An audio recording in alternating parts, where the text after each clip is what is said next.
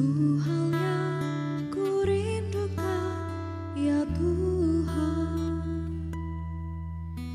selalu berada di dekat-Mu dengan segenap hati, dengan segenap jiwa. Ku menanti di hadirat-Mu. Satu hal yang ku rindukan, ya Tuhan, selalu berada di dekat-Mu dengan segenap hati, dengan segenap jiwa. Ku menanti di hadirat-Mu. Lebih dalam lagi ku rindu Kau Tuhan, lebih dari segala yang ada. Lebih dalam lagi ku cinta Kau Yesus, ku mengasihi-Mu.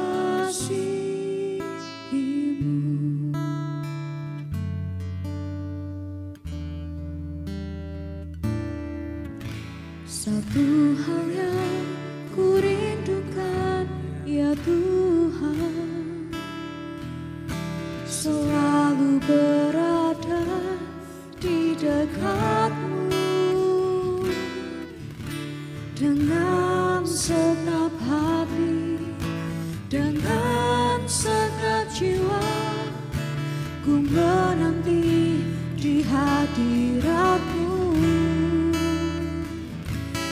Lebih dalam lagi ku rindu Kau Tuhan, lebih dari segala yang ada. Lebih dalam lagi ku cinta Kau Yesus, ku mengasihi-Mu.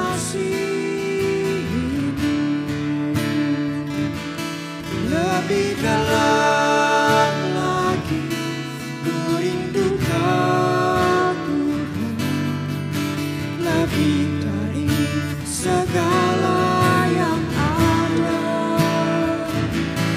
Lebih dalam lagi ku cinta Kau Yesus, ku mengasihi-Mu.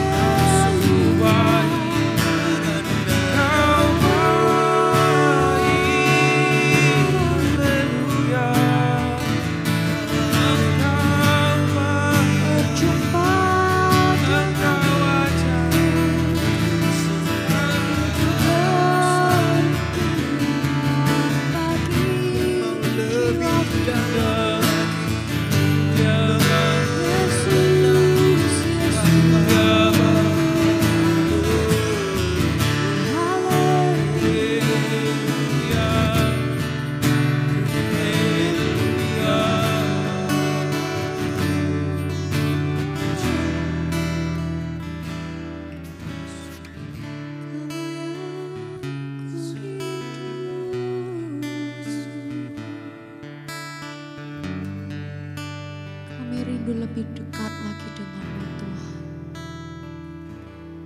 Lebih dalam lagi ku rindu Kau Tuhan,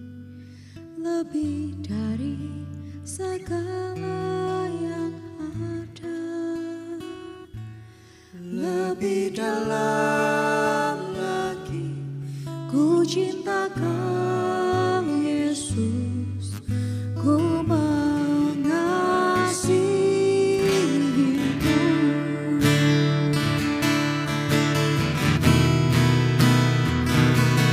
Lebih dalam lagi, ku rindu Kau Tuhan, lebih dari segala yang ada.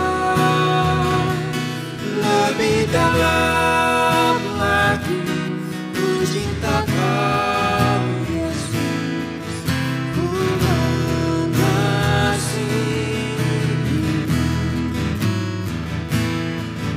Ku mengasihi-Mu.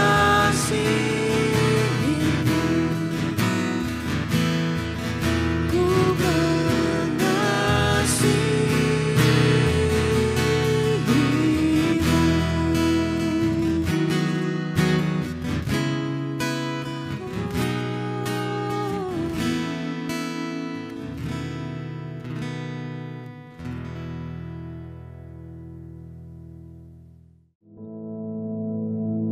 Our Father, which art in heaven, hallowed be thy name. Thy kingdom come, thy will be done in earth as it is in heaven. Give us this day our daily bread, and forgive us our debts, as we forgive our debtors. And lead us not into temptation, but deliver us from evil. For thine is the kingdom, and the power, and the glory, forever. Amen.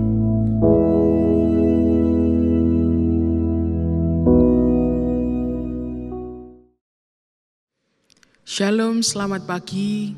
Pagi hari ini sebelum kita akan memulai aktivitas kita, mari kita merendahkan hati kita merendahkan diri kita. Kita akan masuk dalam hadirat Tuhan.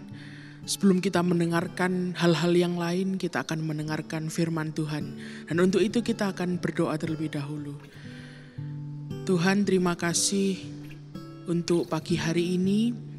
Kami masih boleh bangun dengan nafas yang baru, Tuhan. Kami percaya setiap hari tubuh kami diperbaharui, dan setiap hari kasih setiamu baru untuk kami. Kami mengucap syukur, Tuhan. Dan sekarang kami akan mendengarkan firman-Mu. Roh Kudus, biarlah hanya Engkau yang berbicara ke dalam hati kami. Kami berdoa, kami mengucap syukur di dalam nama Yesus. Haleluya. Amin. Hari ini kita akan sama-sama merenungkan firman Tuhan. Saya beri tema firman Tuhan pada pagi hari ini adalah untuk kita yang mulai lupa siapa kita sebenarnya. Sebuah tema yang cukup panjang, tetapi hari ini kita akan sama-sama merenungkan. Kita akan belajar dari sebuah kisah yang di dalam Alkitab yang sering kita dengar. Sebuah kisah yang tidak asing lagi, yaitu pada saat bangsa Israel harus mengalami pembuangan ke Babel atau ke Babilonia. Kita ingat kembali cerita ini. Pada saat mereka mengalami pembuangan, mereka dijajah gitu ya, kemudian mereka harus dibuang ke negeri lain. Di sana mereka harus menjadi orang yang seolah-olah berbeda karena itu bukan bangsa dan tanah mereka. Di sana mereka harus mengerjakan ini dan itu. Mereka adalah orang asing karena bahasanya saja mereka diasingkan gitu ya. Mereka jadi orang yang asing dan mereka masuk kepada sebuah musim dalam kehidupan mereka atau sebuah situasi yang sangat menekan kehidupan mereka. Tidak ada orang yang diasingkan atau tawanan gitu ya, yang diperlakukan dengan selayaknya raja, tidak mungkin. Pasti mereka ditawan untuk dijadikan budak dan lain sebagainya, untuk dipekerjakan di tanah itu. Nah, pada waktu itu mereka ada di sana. Mereka mengalami sesuatu yang baru yang belum pernah mereka alami sebelumnya. Ya kalau itu sesuatu yang menyenangkan, mereka mungkin akan bersuka cita. Tapi sesuatu yang baru ini adalah sesuatu yang menekan mereka. Situasi yang baru yang tidak pernah mereka alami, yang sangat menekan kehidupan mereka. Nah, ada dua kelompok. Bangsa Israel ini terbagi menjadi dua golongan. Yang pertama adalah orang-orang yang masuk ke tanah Babel tersebut. Kemudian mereka tetap memegang ajaran nenek moyang mereka, ya, tetap memegang firman Tuhan, tetap memegang hukum Taurat, dan mereka tidak mau berkompromi. Kalau mereka disuruh A, B, C yang tidak sesuai dengan firman Tuhan, mereka tidak akan melakukannya. Tetapi kehidupan mereka sengsara karena mereka tidak mau kompromi. Yang kedua, ada orang-orang bangsa Israel yang akhirnya mereka memilih, sudahlah, daripada hidup saya tidak nyaman, lebih baik saya kompromi lah. Kalau saya disuruh A, ya sudah saya ikut. Saya di sini cuma tawanan. Saya ada di situasi yang kepepet, sudah nggak bisa kemana-mana. Saya sudah ditawan. Saya kompromi lah, nggak apa-apa. Tapi hidupnya nyaman. Di sana mereka diperlakukan dengan baik karena mereka mau kompromi. Apa kompromi yang dilakukan bangsa Israel? Mereka mulai menyembah dewa-dewa yang ada di tanah tersebut. Mereka mulai meninggalkan ajaran Tuhan. Kalau orang-orang yang mau menyembah dewa-dewa mereka tentu saja hidupnya berbeda dengan kelompok pertama yang tidak mau kompromi. Pasti mereka ditekan, pasti mereka mendapatkan perlakuan yang tidak baik. Nah, apakah cerita ini berhenti sampai di sana? Ternyata sampai hari ini kita yang ada di tempat ini, di masa yang sekarang, seringkali kita masuk ke dalam sesuatu yang baru, yang menekan kita. Contohnya musim-musim akhir ini, sesuatu yang baru yang kita nggak tahu, ini kita sedang ada di musim apa, dan keadaannya sangat menekan kita. Keadaannya susah, kita nggak tahu lagi kita harus kemana. Akhirnya muncul dua golongan, sama seperti orang bangsa-bangsa Israel. Mungkin di pekerjaan kita, kalau kita yang sedang bekerja, atau di lingkungan kita dimanapun. Apakah kita mau berkompromi dan meninggalkan ajaran yang sudah kita pegang selama ini? Kita taat akan firman Tuhan, kita tidak keluar dari jalur Tuhan. Kita tetap memegang itu, tapi hidup kita pasti sengsara. Kita pasti dikucilkan, orang pasti melihat kita, kenapa kamu tidak mau melakukan ini? Ini untuk kebaikanmu, ini supaya kamu lebih kaya, ini supaya kamu lebih bahagia. Ada juga orang yang mau berkompromi, saudara saya melakukan ini gak apa-apa. Toh ini juga untuk kebaikan keluarga saya, untuk kebaikan saya. Hidupnya nyaman, tetapi mulai meninggalkan ajaran-ajaran Tuhan. Nah, saat-saat terutama ya, saat-saat seperti ini yang sedang kita alami itu sangat rentan bagi kita untuk berbalik dari ajaran Tuhan. Karena hidup sekarang sudah susah. Kalau kita tidak keluar-keluar sedikit dari jalur Tuhan, kita yang akan dihancurkan oleh dunia ini. Kita akan baca sama-sama. Apa sih yang sebenarnya Tuhan ini sedang lakukan dalam kehidupan kita? Karena sepertinya kalau saya ini tetap di dalam jalur Tuhan terus, kok tidak terjadi apa-apa ya? Kok berkat itu tidak datang ya? Kenapa saya nggak coba cara A, saya nggak coba cara B? Karena ternyata kalau saya jadi orang yang baik juga bisa hancur juga ternyata. Kita mau lihat apa sih yang selama ini kita kira Tuhan tidak berbuat apa-apa gitu ya. Yang selama ini kita lihat Tuhan diam saja melihat anaknya yang taat kepadanya dibiarkan di dunia ini malah kalah dengan orang-orang yang mau berkompromi dengan dunia. Kita akan sama-sama buka dalam Yesaya pasal yang ke-43.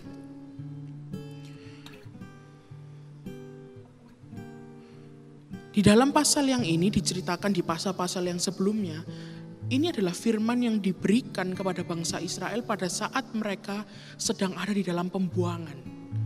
Firman ini diberikan untuk mereka karena mereka juga sudah capek, mereka sudah lelah gitu ya.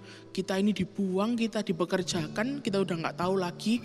Ya udah, muncul dua golongan orang yang seperti itu, dan dua-duanya bukannya yang satu lebih bahagia, sebenarnya sama saja. Mereka juga sengsara keduanya. Apa yang Tuhan katakan?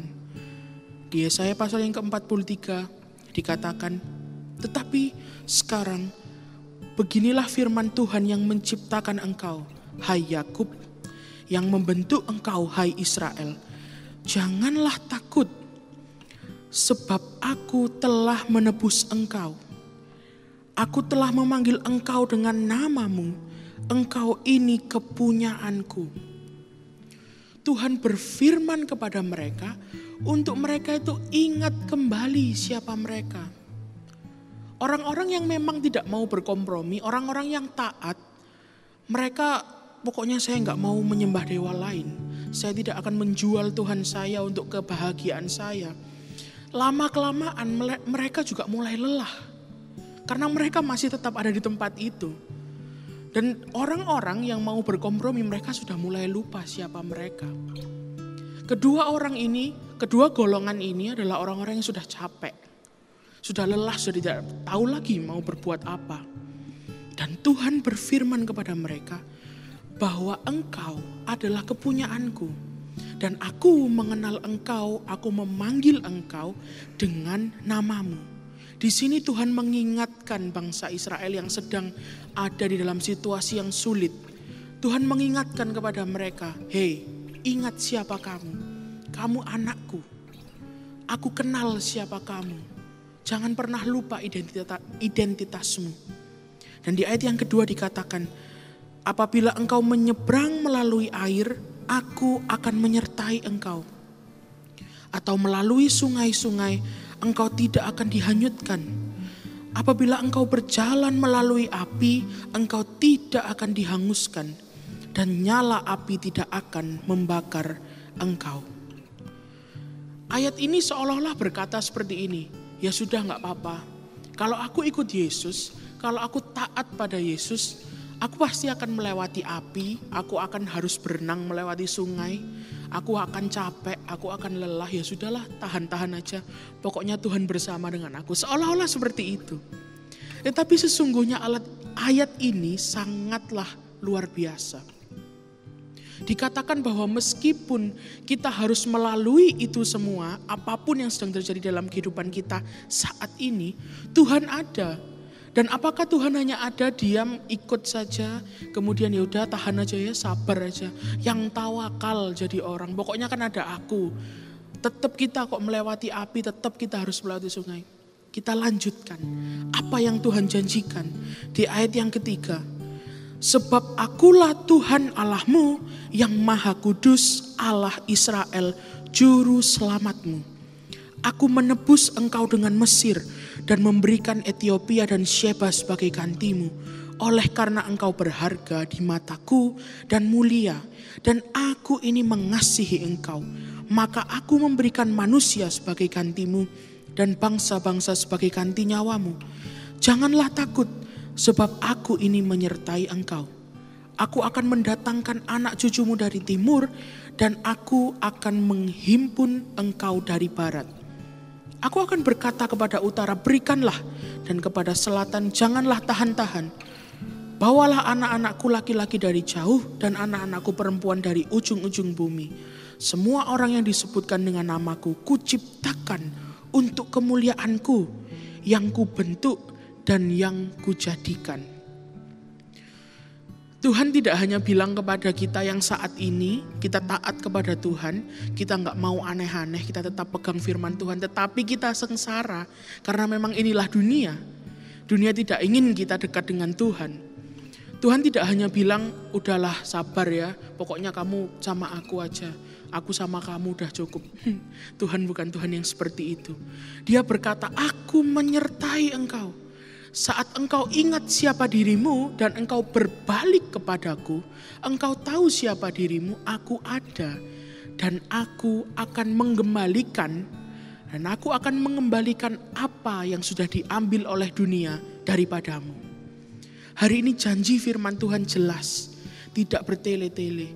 Tuhan katakan jangan pernah berbalik daripadaku, karena aku tahu siapa kamu dan engkau ada di dalam hatiku. Jangan pernah berbalik karena engkau ingin kenyamanan, karena engkau alasannya mungkin untuk keluarga saya nggak bisa kalau seperti ini. Tuhan tunggu sebentar, saya mau meninggalkan engkau. Tuhan berkata jangan pernah tinggalkan aku ada bersama dengan engkau. Engkau selalu ada dalam hatiku. Tuhan berkata bersamalah denganku dan akan ku kembalikan segalanya yang sudah dunia ambil daripadamu. Dan mungkin kita sempat menjadi golongan yang kedua. Kita sempat menukar Tuhan untuk hal-hal yang lain. Kita lupa siapa kita. Hari ini Tuhan memanggil nama kita. Siapapun nama Anda, Tuhan kenal. Tuhan memanggil kita dan berkata, kembalilah. Aku kenal siapa engkau. Kenapa kita harus kembali? Karena engkaulah milik kepunyaanku, kata Tuhan. Kita adalah punya Tuhan. Jangan pernah kita lepas daripadanya. Lalu bagaimana cara kita hidup?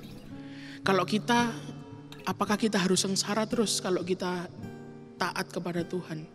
Apakah kita juga gak boleh kompromi? Apakah kita juga harus terus lurus? Kalau kompromi kita meninggalkan Tuhan, saya harus bagaimana? Saya bekerja di dunia yang susah gitu ya. Dunia ini memang susah. Ada golongan ketiga dari bangsa Israel. Dan golongan ketiga ini adalah orang-orang yang mendapatkan hikmat dari Tuhan. Hari ini jadilah golongan yang ketiga. Seperti apa? Adalah orang-orang yang tahu posisi, yang tahu waktu di mana mereka harus berada. Contohnya adalah Daniel, Misael, Hanaya dan Azaria, Sadrak, Mesak, Abednego dan Daniel. Mereka adalah orang-orang yang tahu di mana mereka harus berdiri. Mereka adalah pegawai istana, kurang kompromi apa. Mereka adalah bekerja untuk orang-orang yang menindas bangsa mereka. Mereka bekerja untuk Babel, mereka bekerja untuk kerajaan itu, untuk Raja Nebukadnezar. Mereka bekerja untuk dia. Mereka mendapatkan kemewahan karena mereka bekerja di istana, mendapatkan fasilitas, mereka tidak sengsara. Tetapi ada momen di mana mereka harus berdiri dan tetap memegang Allah mereka dan tidak melepaskan ajaran nenek moyang mereka.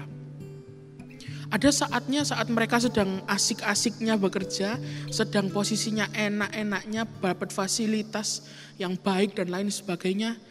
Ada saatnya di mana mereka berdiri saat mereka disuruh untuk menyembah patung dan menyembah berhala.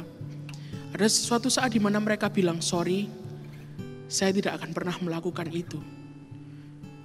Jadilah golongan yang ketiga. Kita boleh bekerja di dunia ini dengan baik. Seperti di Yeremia dikatakan di pasal yang ke-29. Yeremia berkata kepada orang-orang yang ada di Babel, orang-orang buangan, dia berkata, inilah firman Tuhan, kerjakanlah sesuatu untuk kesejahteraan kota itu. Bekerjalah di tempat di mana kamu dibuang, gak apa-apa. Bekerja dengan baik. Kasihilah mereka dan berdoalah untuk mereka yang menganiaya kamu. Berdoalah untuk mereka, tetapi jangan pernah ikuti ajaran mereka. Hari ini yang kita butuhkan adalah bukan ekstrim kanan dan bukan ekstrim kiri. Yang kita butuhkan adalah hikmat Tuhan. Bagaimana kita harus hidup di dunia ini, kita butuh hikmat Tuhan. Dan jangan pernah tinggalkan Tuhan. Siapapun kita, apapun keadaan kita hari ini, saat kita sedang berada di masa yang susah, tetap ingat, jangan pernah lupa bahwa kita ini kepunyaan Tuhan. Dan Tuhan tahu nama kita. Ingatlah bahwa kita selalu ada di dalam hatinya. Dan sebelum kita akhiri, kita akan renungkan sejenak firman Tuhan ini. Sama-sama kita mau menyembah Tuhan.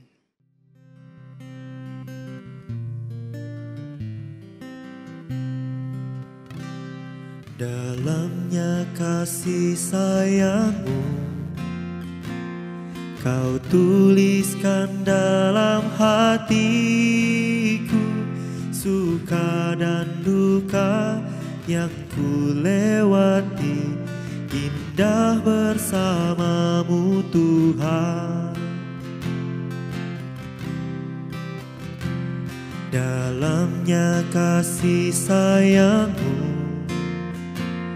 Kau tuliskan dalam hatiku, suka dan duka yang ku lewati, indah bersama-Mu Tuhan. Kasih-Mu selalu mengalir, penuhi kehidupan kehidupanku. Engkau setia menguatkanku, ku bersyukur ku ada dalam hatimu.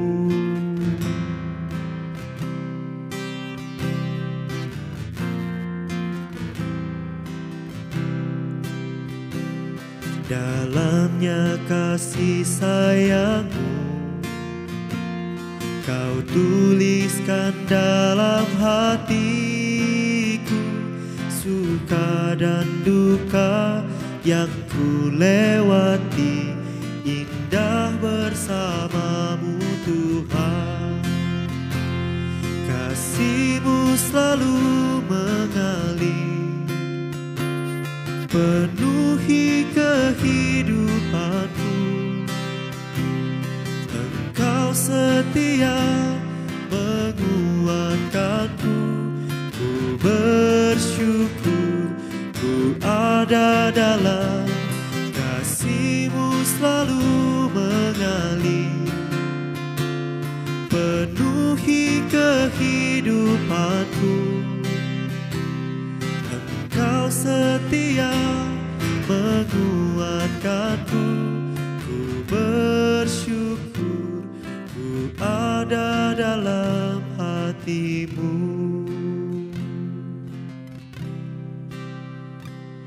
Kasih-Mu selalu mengalir, penuhi kehidupanku. Engkau setia menguatkanku, ku bersyukur ku ada dalam kasih-Mu selalu mengalir, penuhi kehidupanku. Engkau setia menguatkanku, ku bersyukur ku ada dalam hati-Mu.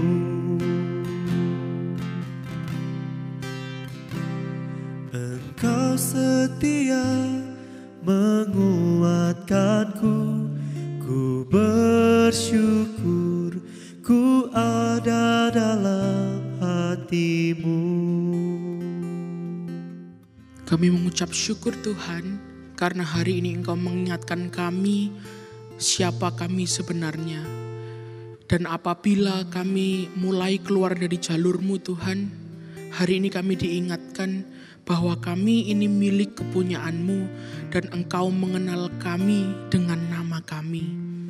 Hari ini Roh Kudus bimbing kami supaya kami selalu berada di dalam jalur-Mu dan tidak meninggalkan semua yang sudah Engkau ajarkan bagi kami.